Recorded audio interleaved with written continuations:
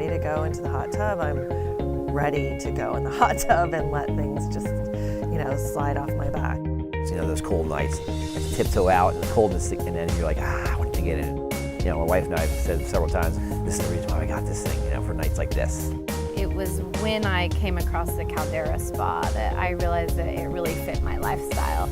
I use it every night. I sometimes use it in the mornings before work, and in particular I enjoy it when it's a starry sky, and I'm just really thankful to have it.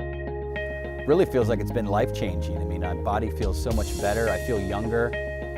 Well, just being able to get into the spa and knowing that I'm gonna rejuvenate and restore my body and the muscle and the lactic acid that builds up from a lot of training and working out and competing. It's really an advantage over my competition, and it's enabled me to compete at a professional level into my 40s. I don't think I quite knew how much it would change my life, or just what a great addition that it would be. Everything was easier than I thought it would be, and the pleasure that I get out of it is much greater. I don't know how else to describe it. It's awesome. We enjoy it. We try to use it as much as possible. We know it's so good for us. It feels good, and we just know the health benefits with it as well. And I love it. It's been a great addition to our family life, and it's been really, really fun.